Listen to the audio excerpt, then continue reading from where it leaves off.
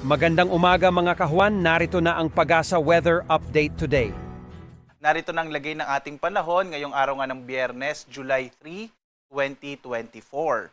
At sa ating latest satellite images, makikita po natin ang bagyo pong tinawag po nating Henry ay narito na po sa mahigit 1,000 kilometro po kanluran ng Northern Luzon. At dahil nga po sa paglayo nitong bagyong si Henry ay humina na rin po itong southwest monsoon o habagat. Mapapansin nyo, halos wala na masyadong kaulapan, lalo na dito sa may kanlurang bahagi po ng Luzon at Kabisayan. Kaya ngayong araw, ang umiiral po na weather system natin ay itong easterlies o yung hangin nagmumula nga dito sa karagatang Pasipiko. At dahil po doon, malaking bahagi ng ating bansa ay makararanas ng generally fair weather, pero posible pa rin yung mga localized rain showers and thunderstorms. Itong weather system po na ito ay magpapatuloy hanggang this weekend. So mainam po, kung may mga activities po kayo, maliit ang posibilidad ng mga pag-ulan sa umaga hanggang sa tanghali, habang mas tumataas yung posibilidad ng mga pag-ulan sa hapon hanggang sa gabi. Mapapansin nyo nga po, itong ating bansa, walang masyadong mga kaulapan sa araw po na ito, lalo nga easterlies yung umiiral sa ating bansa. At sa ngayon, sa loob ng PAR or ng Philippine Area of Responsibility, ay wala tayong minomonitor na low pressure area. Sa Luzon, inaasahan po natin ngayong araw, malaking bahagi ng Luzon ay makararanas ng generally fair weather, bagyang maulap hanggang sa maulap na kalangitan na may mga pulupulong mga pag-ulan, mga localized thunderstorms sa dakong hapon hanggang sa gabi. Agwat ang temperatura natin sa Lawag na sa 27 to 32 degrees Celsius, sa Tuguegarao 26 to 35 degrees Celsius, habang sa Baguio 17 to 24 degrees Celsius, sa Metro Manila, 25 to 33 degrees Celsius, sa Tagaytay, 21 to 31 degrees Celsius, habang sa Legazpi, 25 to 32 degrees Celsius. Sa bahagi naman ng Palawan, Visayas at Mindanao, sa Palawan, mga localized thunderstorms din ang mararanasan sa dakong hapon hanggang sa gabi. Agwat ang temperatura sa Calayan Islands, 26 to 30 degrees Celsius, habang sa Puerto Princesa City, 25 to 31 degrees Celsius. Ang malaking bahagi naman po ng Visayas ay makararanas din ng mga isolated rain showers and thunderstorms sa dakong hapon hanggang sa gabi. Agwat ang temperatura natin sa Iloilo na sa 24 to 32 degrees Celsius, sa Cebu naman 26 to 32 degrees Celsius, habang sa Tacloban 25 to 32 degrees Celsius.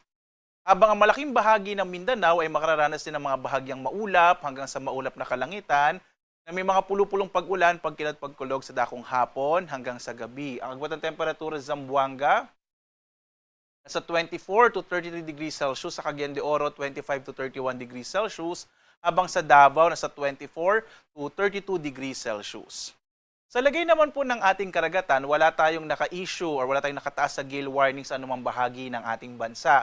Banay hanggang sa katamtaman na magiging pag-alon dito po sa mga baybayin po ng ating kapuluan. Bagamat patuloy po ang paalaala ng Pag-asa kapag may mga thunderstorms, mga pagkinat pagkulog, kung minsan nagpapalakas siya ng alon ng karagatan, kaya mag-ingat pa rin po, lalong-lalo na yung mga maliliit na sasakyang pandagat at maliliit na mga bangka kapag pumapalaot kayo sa ating karagatan.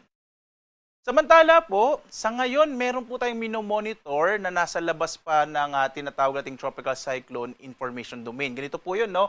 So, meron po tayong tatlong domains kung saan po tayo nagmo-monitor. Yung una po yung PAR, yung Philippine Area of Responsibility.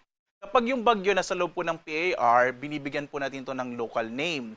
Samantala, kapag nasa loob naman ng tinatawag na Tropical Cyclone Advisory Domain or TCAD, kapag yung bagyo po ay papasok ng PAR at nasa loob po ng TCAD, nag-i-issue po tayo ng track. So nakikita na po natin yung magiging pagkilos niya. Kapag yung bagyo naman ay nasa loob ng TCID or Tropical Cyclone Information Domain, ibig sabihin po, minomonitor natin yung lakas nito at mga pagkilos. Sa ngayon po, no, meron pong isang typhoon na may international name na Bavi, mahigit 3,400 kilometers pa po ang layo nito sa ating bansa. Inaasahan natin na ito'y patuloy nakikilos pa kanluran. So makikita po natin, this coming weekend, wala pa itong magiging epekto sa ating bansa.